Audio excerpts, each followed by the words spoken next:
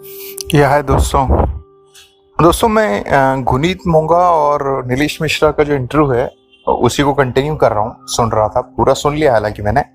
उसमें जो खास बातें हैं, जो जो चीज़ें हमारी लाइफ में हमें हेल्प करेगी, उसके बारे में शेयर कर रहा हूँ। जैसे लास्ट पॉडकास्ट में मैंने शेयर किया था कि कैसे गुनीत मोंगा जो है वो स्पिरिचुअलिटी की तरफ डाइवर्ट हुई। तो उसका रीज़न क्या होता है, एक नॉर्मल ह्यूमन बीइंग कब स्पिरिचुअलिटी की तरफ इंटरेस्ट होगा या क्यों जाएगा, क्या रीज़न है, वो उसके बारे में बात हुई थी। उसी में कन्वर्सेशन कंटिन्यू करते हुए बहुत एक अच्छी बात है, अगर गुनीत मोंगा जो है वो अपने बचपन के बारे में बता रही हैं कि उनका बचपन किस तरह के फैमिली एटमॉस्फेयर में, पारिवारिक माहौल में गुजरा, तो उस पर मुझे बहुत ही ये बात शेयर करने लायक लगी कि एक बच्चा जब बड़ा हो रहा है, जैसे उन्होंने बताया कि वो 12 साल तक, जब 12 ईयर्स तक की थी, उनको किस माहौल में पली बड़ी, तो वो माहौल कितना टॉक्सिक था वो उन्होंने बताया और उसका असर उन पर कितना पड़ा, और उसके बारे में बात करना चाहूँगा मैं।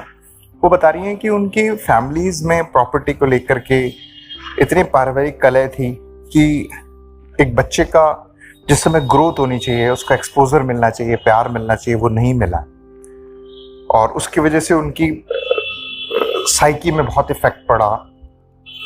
तो वहाँ से मुझे आइडिया है कि देखिए आजकल जो फैमिलीज में, जहाँ जॉइंट फैमिलीज हैं, चाहे वो लेकर के लड़ रही हैं बातों को लेकर के, चाहे वो प्रॉपर्टी को लेकर लड़ रही हैं, रिलेशनशिप्स को लेकर लड़ रही हैं, वो ये बात भूल रहे हैं कि हमारे आसपास जो बच्चे हैं, जो अभी बड़े हो रहे हैं, जो वो उस माहौल में बढ़ रहे हैं, तो उन पर कितना बुरा असर पड़ रहा होगा ये हम भूल जाते हैं। हम अपने स्वार्थ में, अपने फायदों में, अपने नुकसान में, अपने झगड़ों में, अपने फ्रस्ट्रेशंस में हम ये भूल जाते हैं कि हम कचरा फैला रहे हैं, हम हवा को दूषित कर रहे हैं। जिस हवा में हमारे बच्चे भी पल रहे हैं, उनका फ्यूचर हम खराब कर रहे हैं, उनको एक गलत डायरेक्शन दे रहे हैं, उनको ये मैसेज दे रहे हैं कि उनका भविष्य खतरे में है। और लोगों पे भरोसा नहीं किया जा सकता, क्योंकि हम आपस में ही लड़ रहे हैं, आपस में ही रिलेटिव्स, एक दूसरे के भाई, ये सब लड़ रहे हैं। तो उनको लगता है कि फिर दुनिया में भरोसा नाम की चीज़ तो कोई उनके अंदर आएगी नहीं, क्योंकि वो देख रहे हैं कि हमारे ही पिता के भाई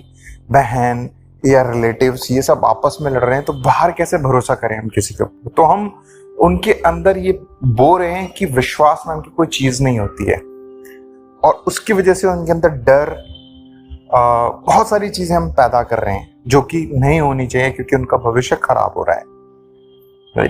इस बात के प्रति हम अवेयर नहीं है, और ये बहुत जगह हो रहा है। इंडिया में खास तौर से मैं इस बात को देख सकता हूँ, महसूस कर सकता हूँ। तो अभी सवाल ये आता है कि करना क्या है। ये सच तो है, बट अब करना क्या है। करना ये कि अगर हम वास्तव में चिंतित हैं, वास्तव में अपने बच्चों की पड़ी है, वास्तव में हम उनके बारे में उनसे प्यार करते हैं, तो अगर हम ऐसा कर रहे हैं या नहीं कर रहे हैं, तो उसके प्रति अलर्ट होना पड़ेगा, और उसे क्यों कर रहे हैं, किस लिए कर रहे हैं, कहाँ जा रहे हैं, क्यों कर रहे हैं, इन सब की गहराई में जाना होगा, समझना होगा, तो वो स्टॉप होगा। या फिर नहीं होगा तो हम अपने बच्चों को बचा पाएंगे। अब उसके लिए सॉल्यूशन ये है कि हमें अगर चिंता है, जिम्मेदारी है, तो हम उसमें इंटरेस्ट लेंगे, उसके डेप्थ में जाएंगे कि क्यों एक इंसान प्रॉपर्टी या फिर इन सब चीज़ों को लेकर के, चाहे वो कुछ भी है, चाहे वो रिश्ते हैं, लड़ाइयाँ हैं, छोटी मोटी बातें हैं, इसको लेकर के क्यों हम इतने ज़्यादा टॉक्सिक हो रहे हैं, ये सब की गहराई को समझना पड़ेगा। किनकी खातिर? दूसरे बच्चों, अपने बच्चों की भविष्य की खातिर। लेकिन अगर हमको नहीं पड़ी है, हमको अपनी ही पड़ी है, हम तो लड़ेंगे, झगड़ेंगे, हमें तो बस ये सब चाहिए, तो इट मीन्स ये कि हम अपनों से प्यार नहीं करते हैं, अपने बच्चों की हमें चिंता नहीं है। हम बस जैसे नशे में हैं, एक नशेड़ी जो होता है उसको सिर्फ नशा चाहिए होता है, तो बस उसका तो कोई इलाज नहीं है, तो फिर बात खत्म हो जाती है।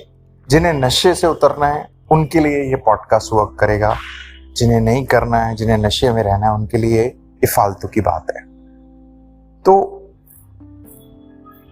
यही इम्पोर्टेंट बात थी जो मैं नीलेश मिश्रा के शो में सुन रहा हूँ, गुनीत मोंगा के थ्रू, जो कि आप फैक्ट चेक कर सकते हैं यूट्यूब चैनल पे जाके, आप टाइप कर सकते हैं slow interview with Guneet Monga, Nilesh Mishra आप टाइप करेंगे तो आ जाएगा। आप सुनिए, समझिए। मैंने कहा ये बहुत ज़बरदस्त बात मुझे महसूस हुई तो मैंने कहा मैं आपसे शेयर करूं। सुनने के लिए बहुत बहुत शुक्रिया, धन्यवाद।